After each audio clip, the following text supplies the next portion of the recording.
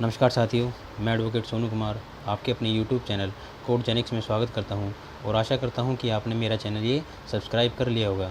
अगर आपने अभी तक ये चैनल सब्सक्राइब नहीं किया है तो आने वाली लीगल इन्फॉर्मेशन के लिए प्लीज़ इसे सब्सक्राइब करें।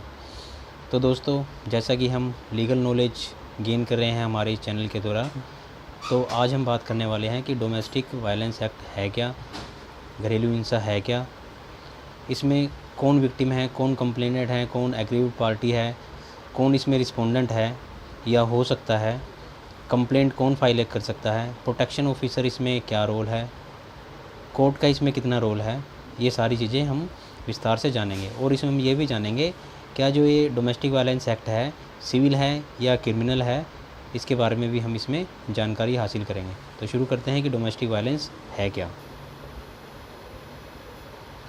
तो साथियों, डोमेस्टिक वायलेंस का पर्पस क्या था इसे बनाने का और एक कब इसको बनाया गया। The protection of a women from the domestic violence act main intention is a protection of a women from the violence inflicted by a man और a women. It means inflicted है बाय मैन के द्वारा या फिर women के द्वारा। Almost the several legislation which have been dashed out by the parliament for the protection of a woman. The provision of the protection of women from the domestic violence act is a progressive act and whose the sole intention to protect the woman irrespective of the relationship she share with the accused. The definition of the aggrieved person under this act is so wide that it taken within its preview even the women are living with their parents partners in a live-in relationship. It means the aggrieved person under the act केवल wife ही नहीं है, जो live in relation में है उसको भी इसमें समझाया गया है। तो however just as every piece of a legislation as it advantage many women had unfortunately misuse the provision of this act to drag the torture the and harass the husbands and in-laws and relative and unnecessary legal battle to want their personal identity and stake a claim in the properties belonging to the husband and in-laws। अब हर एक law के अंदर उसके कुछ disadvantage और advantage भी होते हैं। डिसएडवांटेज यही है कि कुछ वुमेंस इस लॉ का मिसयूज़ करके अपने हस्बैंड को या उनके इन-लॉज को टॉर्चर या हरास करती हैं। ये एक डिसएडवांटेज इसका है। It is a one of the most lethal weapon which women can use against a man to extort money and to harass a woman. However, the recent judgment passed by the High Court of the several states, including the apex court, have a sagaciously abrogated the misuse of the provision of this law by the several women, while passing the some remarkable judgment on the same. अब हमारी जो high courts हैं और हमारी जो apex court हैं उन्होंने कहीं एक्ट में इस बारे में जानकारी ली है, तो काफ़ी जजमेंट हैं जिसमें ये एलोबरेट किया गया है कि किस तरह से वुमेन्स इसको मिसयूज़ कर सकती हैं या करती हैं। अब इस जो लेजिस्लेशन है इसको बनाने का पर्पस क्या था, why legislation for the domestic violence क्यों बनाया गया। Domestic violence is a rampant and the several women encounter violence in the same form or for the other almost every day. However, it is the least report from the cruel behavior. A woman resign her fate to the never-ending cycle of enduring the violence and discrimination as a daughter, as a sister, as a wife, a mother, a partner or a single woman in her lifetime। मतलब ये जो domestic violence के जो incidents हैं ये कि सिर्फ छोटी सी मात्रा में ही हमारे सामने आते हैं, बाकी ये दबा दिए जाते हैं किसी न किसी वजह से। This no retention by the women couple with the absence of law addressing the women issues, ignorance of the existing law and acting for the women and a societal attitude making the women vulnerable. The reason why the most cases of a domestic violence are never reported is due to the social stigma of the society and attitude of the women themselves। सिर्फ social stigma की वजह से और एक women की जो attitude है उनकी वजह से ये केवल कम केसेस ही हैं जो डोमेस्टिक वायलेंस के रिपोर्ट होते हैं। Where the women are expected to be a subservient not just for their male and counterpart but also to the male relatives. अब 2005 से पहले क्या था, क्या रेमेडीज़, क्या डोमेस्टिक वायलेंस की रेमेडीज़ थी अवेलेबल? तो till the year of 2005 remedies available to the victim of domestic violence in a civil court as a divorce. Civil court की अगर बात करें तो सिर्फ एक डिवोर्स था, और क्रिमिनल कोर्ट की बात करें तो उसमें एक wide range of 498A of criminal IPC के अंदर दिया गया था। There was no emergency relief available to the victim. The remedy that were available are linked to be the matrimonial proceeding and the court proceeding were also the protected, during which period the victim are invariably and the mercy of the abuser. Also, the relationship outside the marriage were not recognized. The set of the circumstances ensured that a majority of women prefer to suffer a silence, not out of the choice but the compulsions. Thus, it became essential to address these anomalies, and thus the Protection of Women from the Domestic Violence Act 2005 was passed. अब अगर हम civil court की बात करें तो एक divorce और criminal में 498 ही केवल अवेलेबल था। एक जस्ट रिलीफ के लिए, एक इमरजेंसी रिलीफ के लिए, वुमेंस के प्रोटेक्शन के लिए, उनको डोमेस्टिक वायलेंस के प्रोटेक्शन के लिए कोई भी एक्ट नहीं था। तो ये 2005 में इसको पास किया गया। अब इसका कॉन्स्टिट्यूशनल या संविधान के अनुसार क्या पर्पस है इसका? The domestic violence was recognised as a special criminal offences in 1987 by the amendment in Indian penal code, but was not very effective in controlling the violence committing against the women within the family or inside the household. Therefore, the legislation enacted the Protection of Women Domestic Violence 2005 to protect the women for the domestic terrorism. The enactment is question was passed by the Parliament with a recourse to Article 253 of Constitution. This provision confirm on the Parliament for power to make a law in pursuance of international treaties, Convention, etc. The Domestic Violence Act was passed in furtherance of the recommendation of the United Nations Committee CEDAW. The Act is a passes all the provision of the specific recommendations number 1992. The Protection of a Woman from the Domestic Violence Act 2005 received the assent of the President on 13/9/2005 and was published in a official gazette number इतना और dated 14/9/2005। Overview के बारे में बात करें तो क्या इसमें है?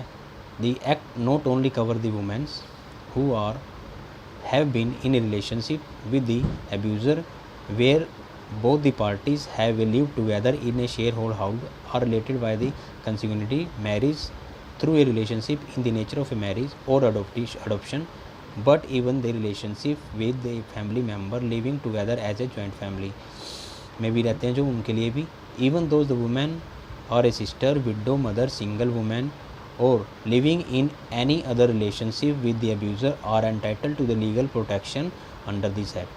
The Domestic Violence Act entitled to aggrieved person to file a application under the Domestic Violence Act even for the act which has been committed prior to the commencement of the Domestic Violence Act. Thus, the act apply the retrospective effect. अब ये prospective और retrospective क्या है? Prospective है कि जिस दिन उसको पास किया गया है उसके बाद होने वाले जो एक्ट होंगे या डोमेस्टिक वायलेंस होंगे उनको, लेकिन ये जो एक्ट है ये रेट्रोस्पेक्टिव है, जिसका मीनिंग ये है कि रेट्रोस्पेक्टिवली का मतलब है कि जो पहले से भी जो इंसिडेंट इसमें हुए हैं डोमेस्टिक वायलेंस के, उसको भी इसमें हम कंप्लेंट उसमें फाइल कर सकते हैं। This has been clarified by the supreme court in a case of VD Bhanot versus Savita Bhanot, supreme court 2012 का 3, supreme court cases 183 page number 183 which upload the high court upheld the high court Delhi high court in view of the. अब जो supreme court का इसमें जो verdict थी वो Delhi high court ने उसको ही अपहेल्ड किया। क्या उसमें क्या कहा कि even a wife who had shared a household before the act come in to the force would be entitled to the protection of the act while looking into the complaint under section 12. The conduct of the parties even prior to the coming of the force of the act can be taken into the consideration. तो अब और भी जो meanings हैं इसके, इसके अंदर क्या क्या है, इसकी इंटेंशन क्या है, ऑब्जेक्ट क्या है, उनके बारे में हम जानते हैं। Protection of women for domestic violence 2005 है, उसका मीनिंग, उसका इंटेंशन, उसका ऑब्जेक्ट, क्योंकि मेन पर्पस जो हम कह सकते हैं, जो प्रियम्बल हम कह सकते हैं किसी भी एक्ट का, वो होना ज़रूरी है, जिसकी हर एक लाइन में इस एक्ट के बारे को डिस्कस, मतलब उसका मीनिंग जो है एक अच्छी तरह से हम उसके बारे में समझ सकते हैं, उसका पर्पस क्या है, उसका ऑब्जेक्ट क्या है। To minimise the cumbersome position of the law, be it is procedural or substantive, the Protection of Women from Domestic Violence Act 2005 was enacted to protect the women from act of a domestic violence। अब meaning इसमें लिखा गया है कि women from the act of domestic violence, it means only the women, ये केवल women's के लिए है, और मेंस के लिए ये एक्ट एप्लीकेबल नहीं है कि हम उसमें डोमेस्टिक वायलेंस में उसको लें। The legislative intent was further emphasised by the supreme court of India in case of a Indira Sharma versus V Sharma 2013 की 15 supreme court cases, page number 755, where it was stated that a DV act is enacted by provide a remedy to a civil law for the protection of the women's.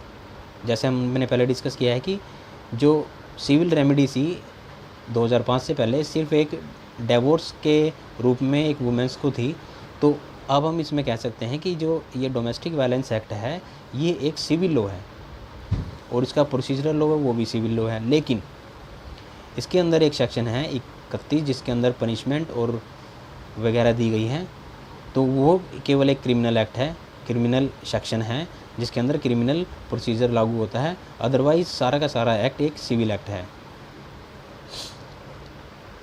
उसके बाद the civil law for the protection of the women from being the victim of such relationship and prevent the occurrence of the domestic violence in the society. Other legislation like the CRPC and IPI etc. where relief have been provided to women are placed in a vulnerable situations in also discussed. The object of the act lay down an act of a provided for the more effective protection of the right of a woman guaranteed under the constitution who are a victim of a violence of any of a kind occurring within the family or for the matter connected thereto or incidental thereto। अब domestic violence के अंदर जो connected act हैं वो भी, और उसके जैसे जो एक्ट हैं उनको भी इसमें लिया गया है। The Madras high court in a Vandana versus T Srikantha 2007 supreme court online Mad Madras 553 page number 1 the earlier cases since the enactment of the act observe that the act was formulated to implement the recommendation of a bar of united nation committees convention elimination of all the form of discrimination against the women 1989 and which was ratified by the India in June 1993. Interpretation of the DV Act should conform for the international convention and the international instruments and norms. The Bombay High Court in a case of Ishpal Singh Khel versus Ramjeet Khel 2011 reiterated that the object of DV Act is a grant the statutory protection to the victim of violence in the domestic sector who has no the proprietary right. The act provide for the security and protection of the wife irrespective of their proprietary right in a resident. It aimed to protecting the wife against the violence and at the prevention of occurrence of act of the violence। अब इस act के अंदर जो important concept हैं कि aggrieved person कौन है, victim कौन है, रिस्पोंडेंट कौन बनेगा, उनके बारे में डिस्कस करते हैं, क्योंकि इन चीज़ों को समझने के बाद ही हम किसको पार्टी बनाना है या कौन कंप्लेंट कर सकता है हम उसके बारे में समझ सकते हैं और कहाँ कंप्लेंट कर सकता है। तो सेक्शन 2A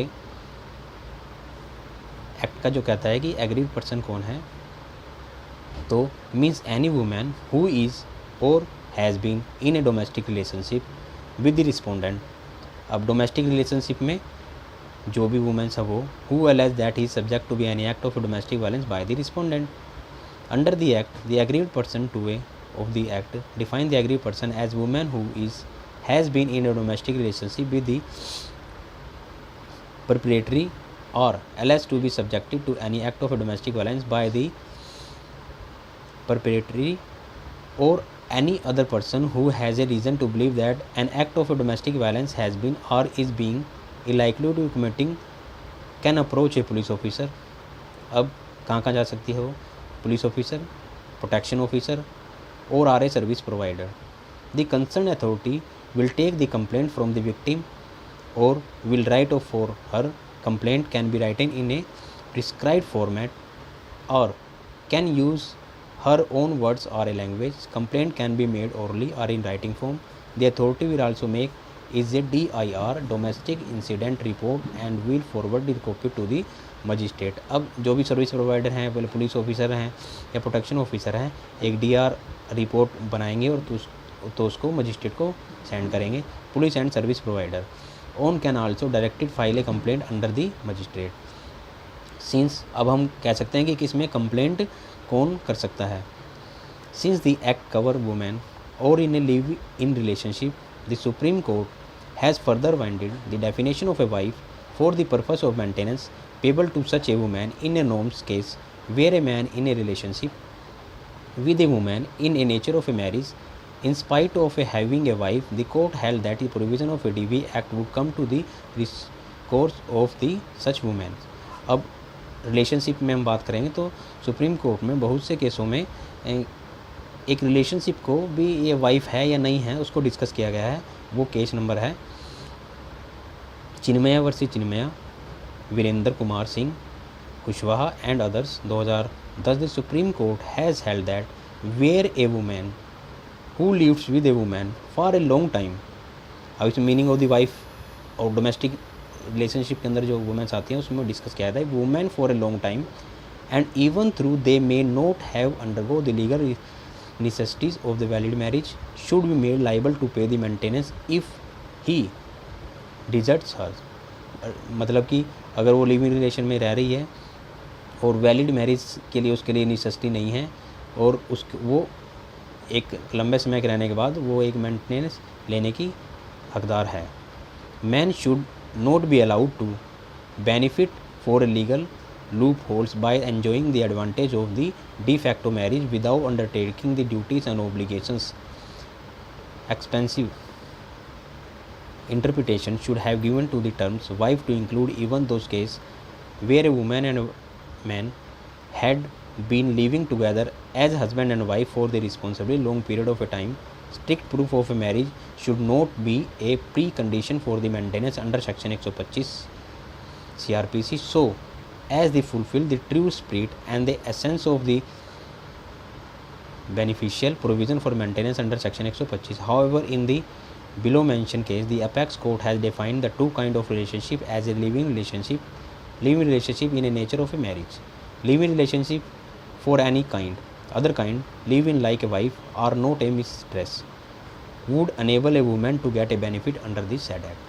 अब सुप्रीम कोर्ट ने इसमें दो चीज़ें डिसाइड की हैं कि किस प्रकार से भी as a live in relationship में है और live in relationship in the nature of a marriage है। अब लिव इन रिलेशनशिप में एक मिस्ट्रेस भी होती है, एक कीप भी हो सकती है उसके साथ, लेकिन वो इस एक्ट के अंदर बेनिफिट नहीं ले सकती। सिर्फ वही वुमेन्स इसके अंदर बेनिफिट ले सकती है जो एज ए मैरिज, अगर मैरिज नहीं भी हुई है तो लेकिन वो उनका जो नेचर ऑफ मैरिज है, उनका जो रिलेशनशिप है वो नेचर ऑफ मैरिज होना ज़रूरी है इसके लिए, तो DV एक्ट के अंदर वो अपनी कंप्लेंट फाइल कर सकती है। दूसरा केस है डीवल स्वामी वर्सेस दी P पैचमिनल 2010 सुप्रीम कोर्ट।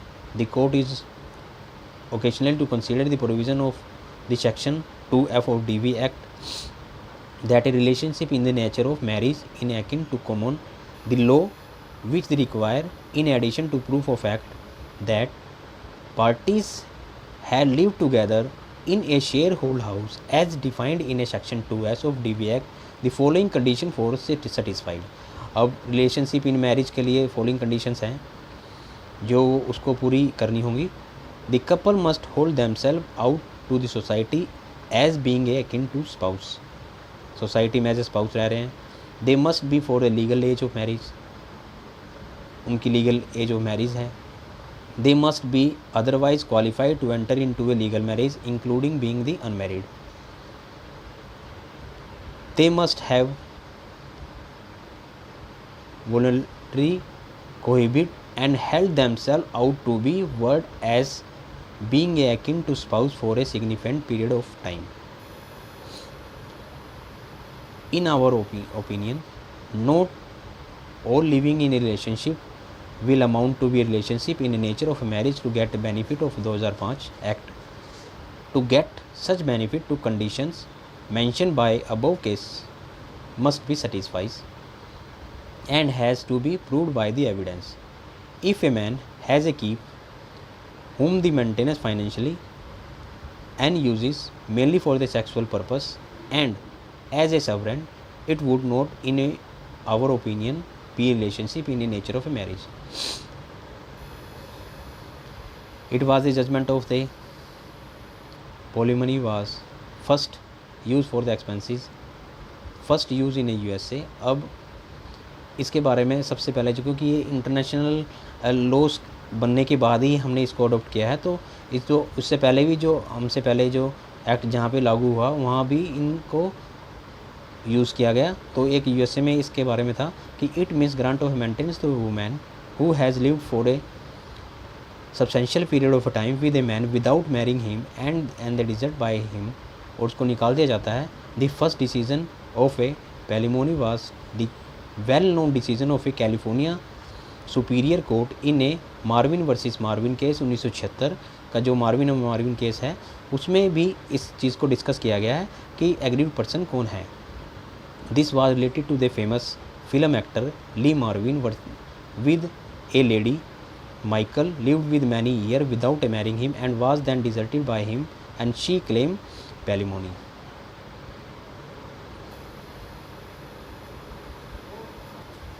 अब हम यहाँ पे बात करेंगे कि जो पोलीमोनी जो वर्ड है इसका मीनिंग सबसे पहले जो कैलिफोर्निया में जो केस हुआ हमारी यूनिवर्सिटी वर्ड से इसमें दिया गया कि कोई भी मेंबर जो सेपरेशन हो जाती है उसमें उस वर्ड को पोलीमोनी कहा गया कि उसको जो कंपनसेट करेगा उस सेपरेशन के बाद उसको पैलिमोनी कहा गया है उसमें। उसके बाद बॉम्बे में एक केस हुआ बॉम्बे का, उस जो मिस्टर राजेश खन्ना जी हमारे फेमस एक्टर थे उनके बारे में भी इसमें डिस्कस किया गया। The Bombay High court in a famous case of Anita Advani versus Rajesh Khanna living as a partner by the order of 9 April 2015 has observe that the applied the above mention principle in a Swamy case world Swamy case herein and held the Anita Advani was unable to show that she had a relationship in a nature of a marriage with a Rajesh Khanna. अब उन्होंने कहा था कि हम as a marriage रह रहे हैं लेकिन वो ये relationship as a nature of marriage show नहीं कर पाए, तो इसलिए उनका केस डिसमिस कर दिया गया। अब 2F में डोमेस्टिक रिलेशनशिप का मीनिंग क्या है वो हम जानते हैं कि क्योंकि जो डोमेस्टिक रिलेशनशिप है कि सिर्फ वही इस एक्ट के अंदर इंक्लूड हो सकते हैं।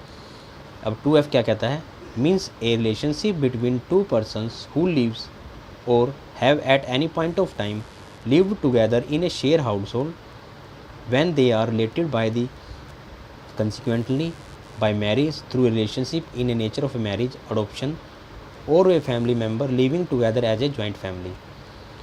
Domestic relationship between some sex partner जिसको हम गे और लिस्बन कह सकते हैं उनको इसके अंदर रिकॉग्नाइज नहीं किया गया है। That relationship can not be term as a relationship in the nature of marriage under the act legislature in some countries like the interpretation act 1984, Western Australia, interpretation of act 1999 New Zealand, domestic violence act 1998 South Africa and domestic violence and crime और victim 2004 UK have recognise relationship between the same sex.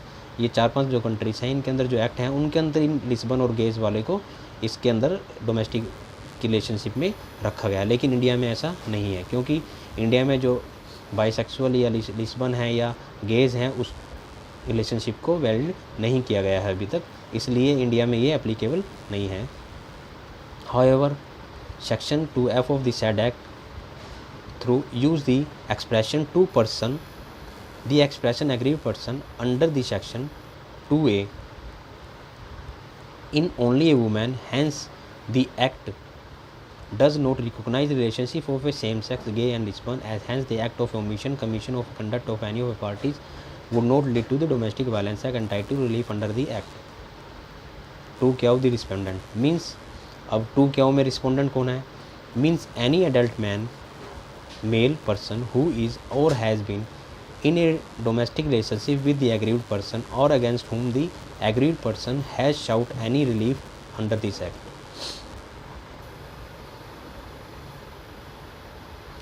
Provided that an aggrieved wife or a female living in a relationship in a nature of a marriage may also file a complaint against the relative of the husband or other male partners.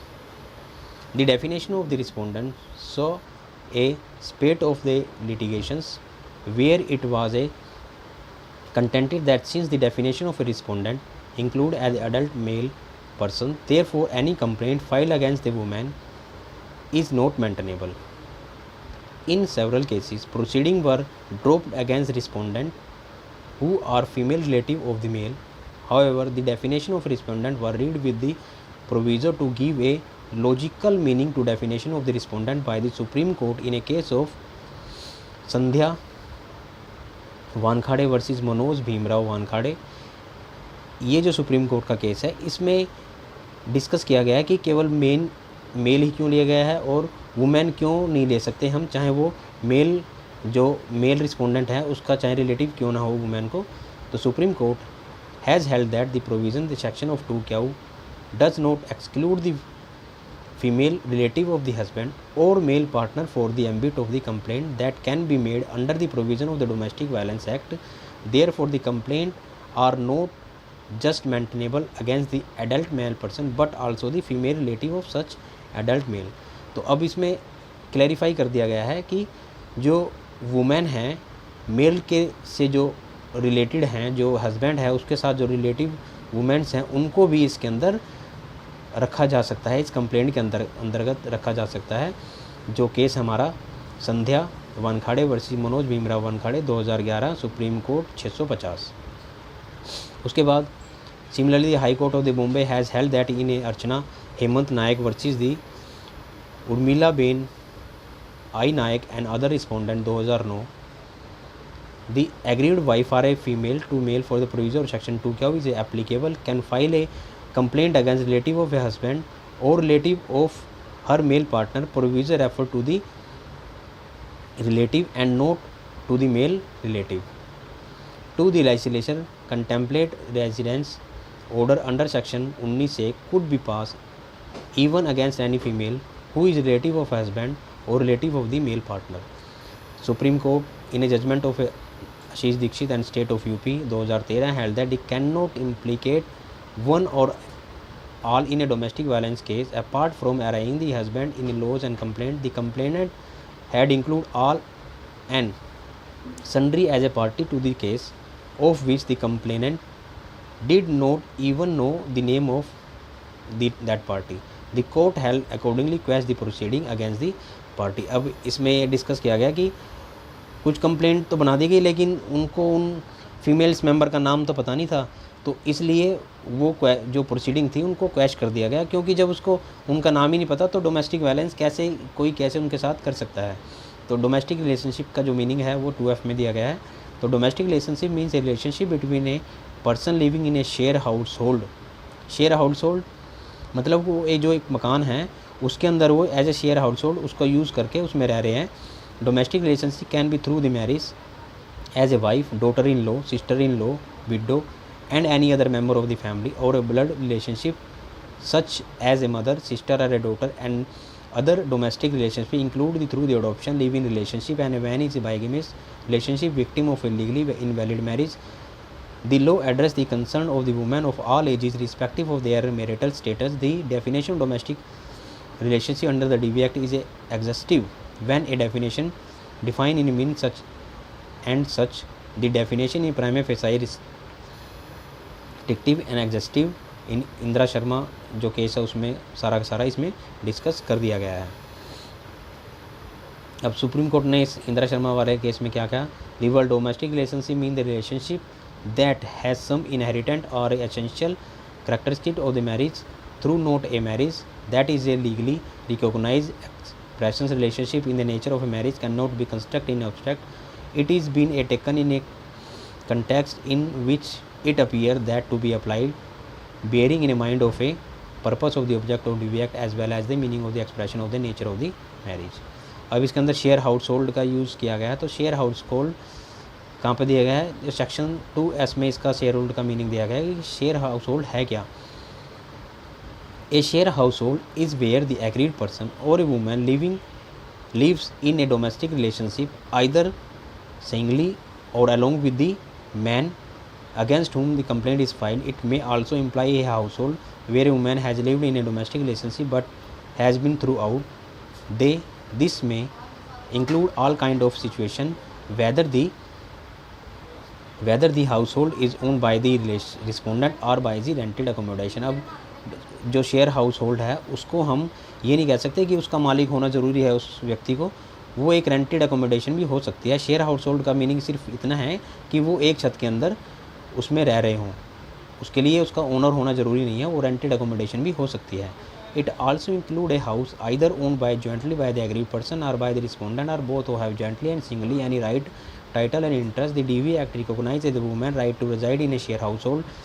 This means a woman cannot be thrown out of such a household except through the procedure established by the law. In the case of a thrown out, she can be brought back against after obtaining the order from the court. A woman to claim the protection of right in a sharehold house as to establish the relationship with the opposite party in a domestic relationship, b that a house in respect of such she to enforce the right is a sharehold house.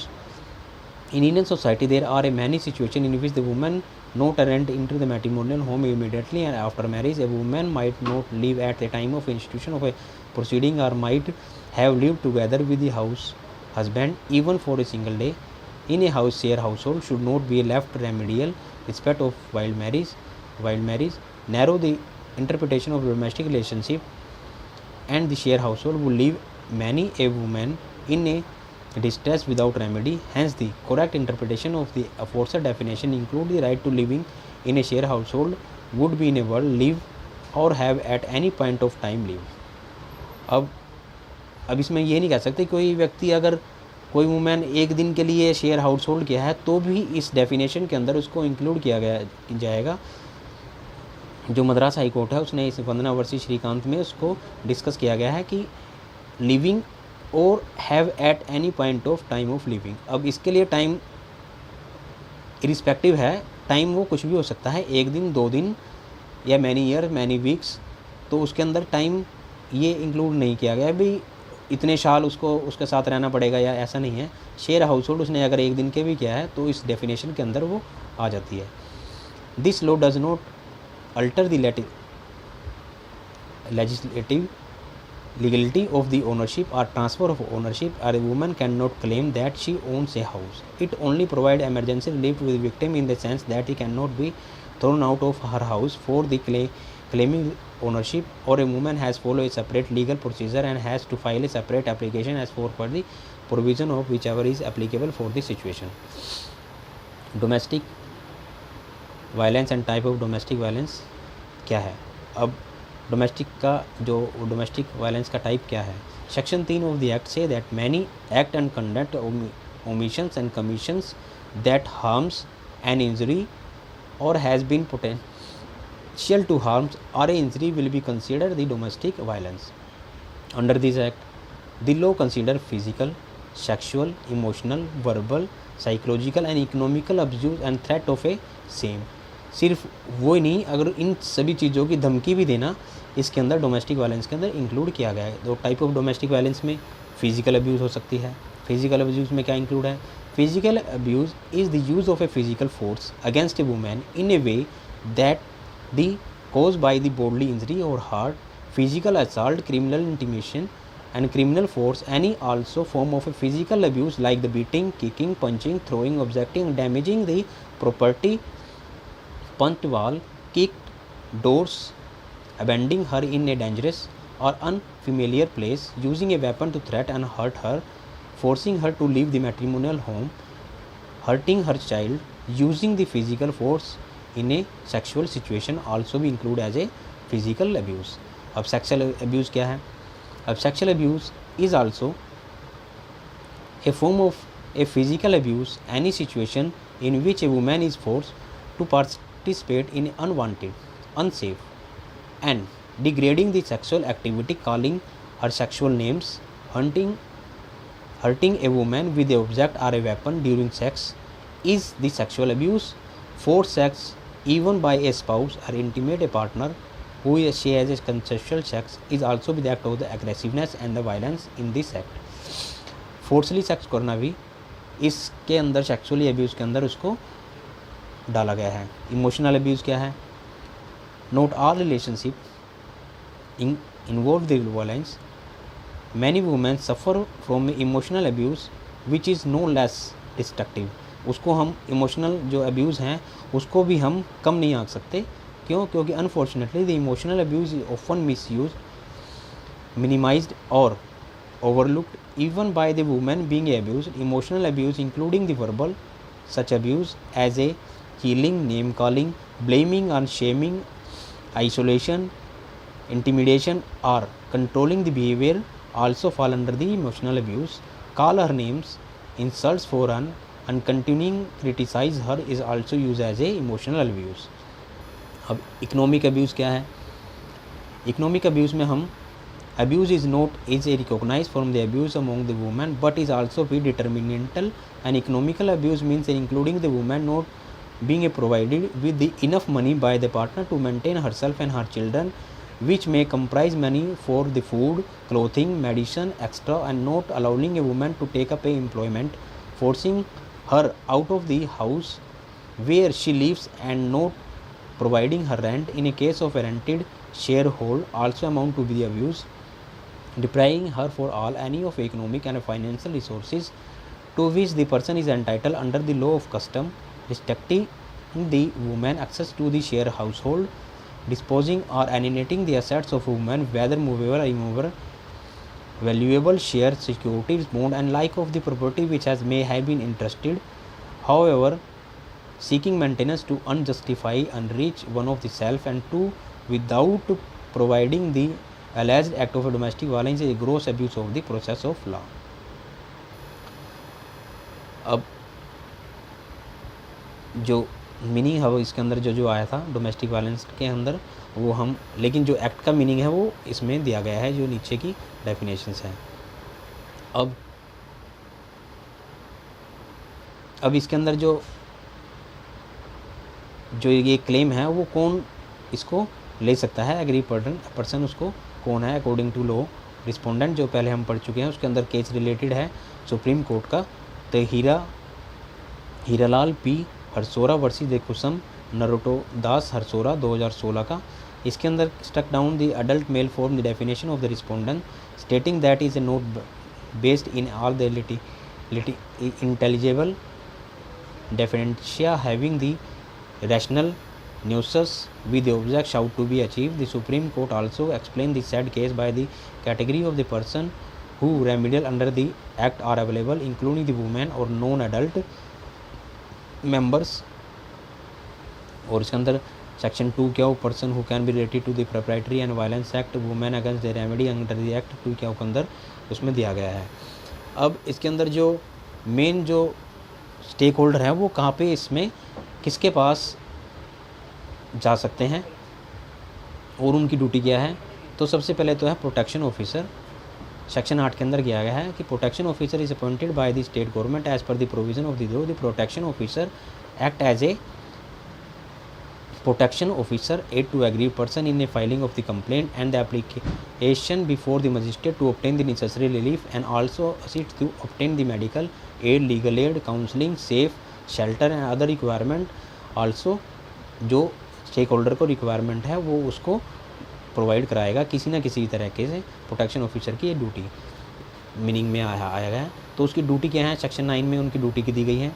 Duty में सबसे पहले है to assist the magistrate to discharge the function of under this act. अब जो magistrate हैं उनकी सहायता कर सकते हैं वो उस डोमेस्टिक वायलेंस के अंदर उनके फंक्शन को डिस्चार्ज करने के लिए, उनके ड्यूटीज़ को डिस्चार्ज करने के लिए उनकी असिस्ट कर सकते हैं, उनकी हेल्प कर सकते हैं। To make a domestic incident report, तो DIR है वो बनाएंगे और मजिस्ट्रेट को सेंड करेंगे। In such form and in such a manner as may be prescribed upon a receipt of the complaint or domestic violence and forwarded copy through therefore to the police officer in charge of the police station within the local limits of whose jurisdiction domestic violence is alleged to have been committed, and to service provider in that area. To make a application in such a form or a manner in may be prescribed by the magistrate if the agreed person so desired, claiming relief of issues of the protection orders. To ensure the aggrieved person is provided a legal aid under the Legal Service Authority Act 1987 and make available free cost of prescribed form in which a complaint has to be made.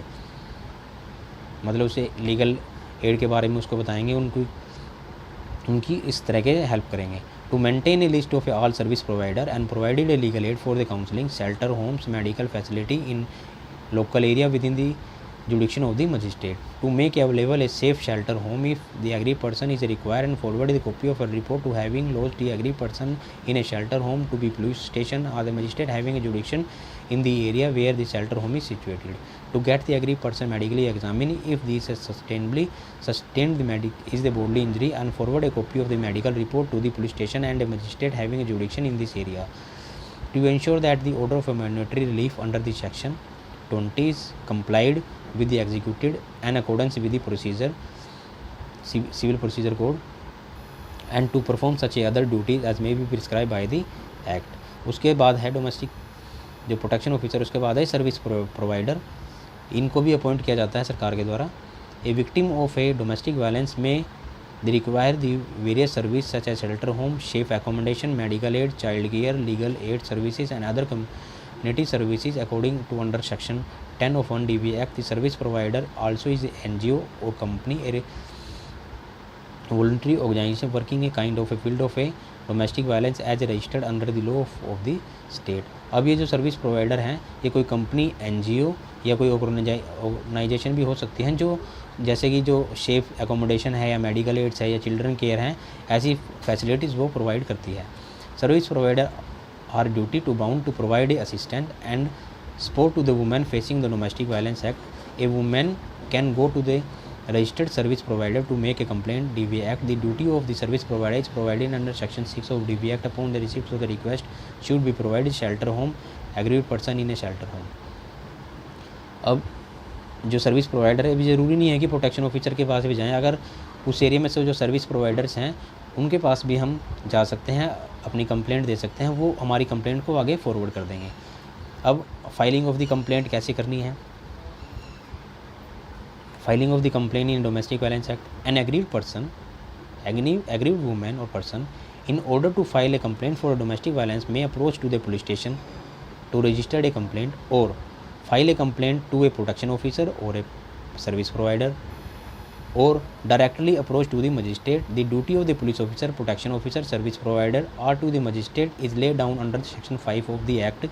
Is state that upon the receipt of the complaint they shall from the aggrieved person for the right to make application for obtaining a relief to by way of protection order, an order of a monetary relief or a custody relief, residence order or a compensation order more than any of other as per the law provided.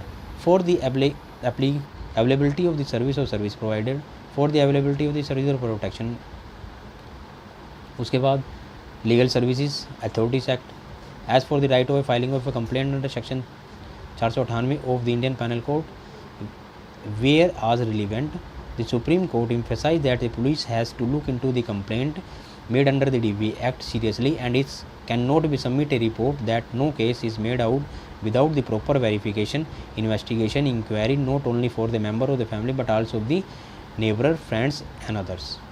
Santosh Bakshi with state of Punjab, supreme court ने इसमें discuss किया है कि अगर DV Act के अंदर कोई complaint है तो उसको सीरियसली ले, उसकी पूरी तरह से वेरिफिकेशन करे, उसकी इन्वेस्टिगेशन करे, इंक्वायरी करे उनके फ्रेंड्स के द्वारा, आसपास के लोगों के द्वारा, जब भी उसके पास उसकी रिपोर्ट वो पेश करें. Which court can decide the case. Section 27 में हम जुडिक्शन के बारे में इसमें डिस्कस किया गया सेक्शन 27 में कि कहाँ पर किस कोर्ट के अंदर जुडिक्शन हमारी बनती है कि कोर्ट कंप्लेंट फाइल करने के लिए, हमारी पटिशन फाइल करने के लिए. तो सेक्शन 27 के अनुसार provided that a first class magistrate or a metropolitan court shall be the competent court to grant a protection order or other order under the DV Act and to try the offence under the act within the local limits of which.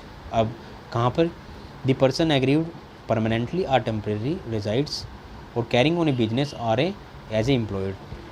अब ये ज़रूरी नहीं है कि अगर एक बंदा दिल्ली में रहता था पहले, एग्रीव्ड पर्सन परमानेंटली रहता है, लेकिन उसके बाद वो काम के लिए हरियाणा में कहीं और आ गया तो वो वहाँ पर भी अगर वो बिजनेस करता है एज ए एम्प्लॉयड है वो, तो वहाँ पर भी अपनी कंप्लेंट डाल सकता है। उसके लिए ज़रूरी नहीं है कि जहाँ पे वो रहती है वहीं डाले।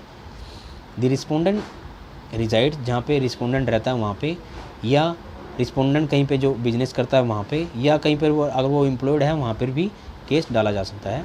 इन case of action has been arising, अब जहाँ पर डोमेस्टिक वायलेंस उसके साथ हुआ है वहाँ पर भी पटिशन डाली जा सकती है। In the recent decision the supreme court held that the petition under the DV Act can be filed in a court where the person aggrieved permanently and temporarily resides carrying in a business.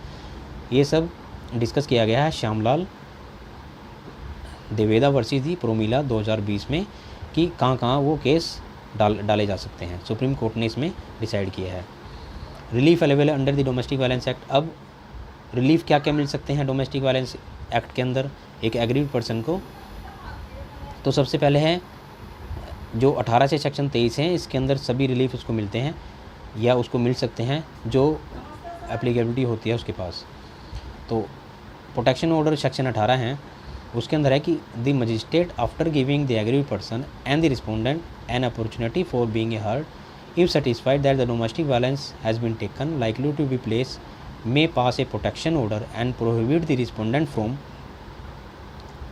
और respondent को रोकने के लिए क्या order pass कर सकते हैं, committing any act of a domestic violence, उसको रोकने के लिए, aiding or abetting the commission of domestic violence, entering the place of employment of the aggrieved person, or if the person aggrieved is a child, its school or any of a other place frequented by the aggrieved person, उसको वहाँ पे जाने से रोक सकती है। Entering the place or attempting to communicate in any form whatever with the aggrieved person including the personal oral writing or electronic or telephone contact, उसको रोक सकती है। Alienating any assets operating bank lockers or a bank account used or held for enjoy by both of the party jointly by the aggrieved person or the respondent singly by the respondent including her stridhan, any of the property held either the jointly by the parties or separately from without the leave of the magistrate, causing violence of a dependent, other relative, any of a person of the give agreed person assistance for the domestic violence, committing any other act specified in protection orders। उसके बाद residing order section 19 के अंदर residing order उसको मिल सकता है कैसे। Number 1, retaining the respondent from disposition, अगर वो अभी वहाँ पे रह रही है तो उसको डिस्पोजेस करने का ऑर्डर उसको भेज सकते हैं कि इसको डिस्पोजेस ना करे, और any other way manner disturbing the possession of the aggrieved person from the share household whether or not for the respondent has a legally and equitable interest in a share household, directing the respondent to remove himself from the share household, restraining the respondent or any of relative from the entering of the portion of the share household in which the aggrieved person is resides, retaining the respondent for alienating or disposing of the share household incumbent for the same, or restraining the respondent from renouncing the right in the share household except where the leave of the magistrate, directing the respondent to secure the same level of alternative accommodation of the agreed person as enjoyed by her in the share household or by the pay of the rent of same if the circumstances so require। तो residence के अंदर उसको नहीं निकाल सकते, और उसको निकाल दिया तो उसका प्रोटेक्शन ऑर्डर उसके लिए डाला जाएगा।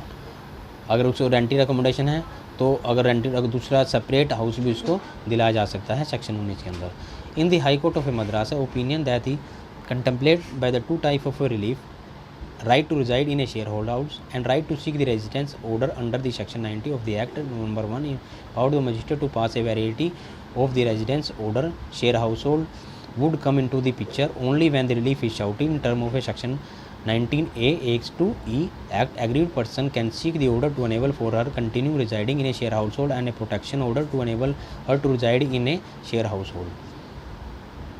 दूसरा केस है मोर्गनडम versus M Megala 2010 supreme court Madras, जिसके अंदर इस सारी कंडीशंस के बारे में रिजाइडिंग कब कैसे और किसको रिजाइडिंग दिया जा सकता है। उसके बाद है मॉनेटरी रिलीफ सेक्शन 20 में under the section 20 of DV Act an order of a monetary relief can be passed by the court in case of a woman has incurred expenditure as a residing of violence the many includes expensive incurred by the woman on obtaining the medical treatment, may loss of earning, damage of property extra. The aggrieved person can also claim for the maintenance from the male partner.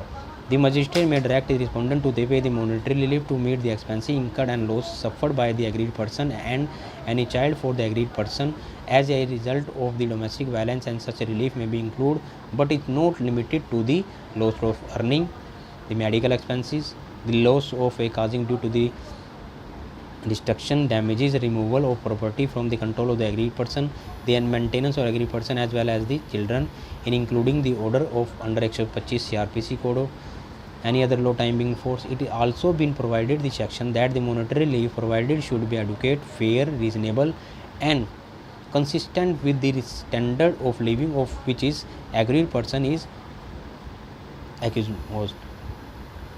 mode, and in a case there is a failure in a part of the respondent in a make the payment in term of monetary order, the magistrate may direct the employer or an debtor of the respondent to directly pay to the aggrieved person or to deposit within the court to the portion of the wages and salary debt due to the occurred by the credit and respondent where the amount by the adjusted toward the monetary relief payable by the respondent. अब इसके अंदर जहाँ पे वो working है उनको भी वह डायरेक्ट कर सकती है कि जो मॉनेटरी रिलीफ है वो डायरेक्ट कोर्ट में उसके नाम का जमा कर दिया जाए, उसकी सैलरी में से, उसकी वेजेस में से काटने के बाद। उसके बाद है कस्टडी ऑर्डर। सेक्शन 21 के अंदर magistrate may grant a temporary custody of the child in aggrieved women or any person making application on her behalf. This is a prevent in a woman from being separated from the child and itself abusive situation, and section 21 also stated that a magistrate may at any stage of the hearing of the application for the protection order or for the relief under the act grant temporary custody of any child or a children to aggrieved person or the person making application on her behalf, and specify if necessary is a arrangement for visiting of a child rights and children by the respondent. However, the magistrate may refuse such visit to a such child and children if feel that is a any visit of a child and children respondent may harmful. उनको रोक भी सकती है ऐसे case में। तो अब section 23 में इंटरिम रिलीफ और एक्स पार्टी रिलीफ उसमें दिया गया है कि सेक्शन 23 क्या कहता है कि अब कंपनसेशन ऑर्डर सेक्शन 22 में दिया गया है कि the magistrate may on the application being made by the aggrieved person pass an order और directing the respondent to pay the compensation and damages for the injuries including the mental torture or a emotional distress case cause by the act of the domestic violence committed by the respondent. Compensation order भी section 22 में उसको दिया जा सकता है। Section 23 में x party interim order भी कर सकते हैं और जो भी 18, 19, 20 के अंदर हैं उसके अंतर्गत मजिस्ट्रेट एक ऑर्डर कर सकता है। सेक्शन 29 है जो एक अपील के बारे में राइट देता है कि अगर कोई भी एग्रीड पर्सन डिससेटिस्फाइड है या सेटिस्फाइड मजिस्ट्रेट के ऑर्डर से नहीं है तो वो हायर कोर्ट में उसकी अपील कर सकता है सेक्शन 29 में। और सेक्शन 31 क्या है? अब मैंने पहले ही कहा था कि जैसे जो पूरा का पूरा एक्ट है एक सिविल प्रोसीडिंग है, एक सिविल रिलीफ है, लेकिन जो सेक्शन 31 है ये एक क्रिमिनल रिलीफ है जो एक एग्री पर्सन को रिस्पोंडेंट के खिलाफ मिलता है। इसके अंदर क्या है? The penalty of the breach of the protection order by the respondent is also very tingent with may put the respondent in a jail for not only the disobeying the protection order or interim protection order for the term which may extend to up to the 1 year with or with the fine of 20,000 or both।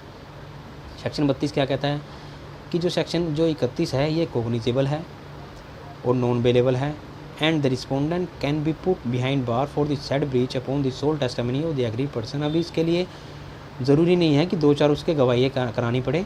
जो agreed person है केवल soul testimony पे ही उसको behind बार किया जा सकता है, उसको सज़ा मिल सकती है अगर डिसोबोइंग दी प्रोटेक्शन ऑर्डर है या किसी प्रकार का डिसोबोइंग वो करता है कोर्ट की।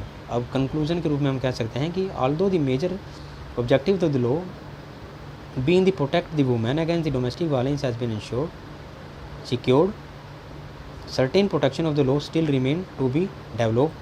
The law of providing the civil remedy to the victim of domestic violence before enactment of this act, order to seek any civil remedy such as divorce, custody of a children, injunction or the form of maintenance, a woman only had to option of taking the recourse of the civil court. Therefore, the DV Act has been certainly brought about the required and necessary changes in the system. Although for The act provided exhaustive remedies to the counter in the issue of domestic violence. Certain terms and its interpretation need to develop. The act fall short in providing relief to the male member in a T who are subject to domestic violence, being one of the area where the law falls shortly. However, it also need to be considered that no crime can be abolished from the society completely. It is only the stringent form are a mechanism that it can be covered. तो दोस्तों, अब हमने इसके बारे में पूरी तरह से जान लिया है कि डोमेस्टिक वायलेंस है क्या, किसको हम एग्रीड पर्सन कहते हैं, कौन इसमें रिस्पोंडेंट हो सकता है, मजिस्ट्रेट इसमें क्या क्या ऑर्डर कर सकता है, कहाँ हम अपनी कंप्लेंट, अपनी एप्लीकेशन हम कहाँ दे सकते हैं। इन सभी चीज़ों के बारे में हम इसमें डिस्कस कर चुके हैं। तो आशा करता हूँ कि आपको ये सभी चीज़ें अच्छी तरह से समझने के बाद ही आप अपनी कंप्लेंट वगैरह फ़ाइल करें। धन्यवाद। और दोस्तों, अगर आपको मेरी ये वीडियो अच्छी लगी है डोमेस्टिक वायलेंस के बारे में, तो प्लीज़ इसे सब्सक्राइब करें और अपने दोस्तों को और जो एग्रीड पर्सन हैं उनको शेयर करें ताकि वो भी इसकी नॉलेज ले सकें। धन्यवाद।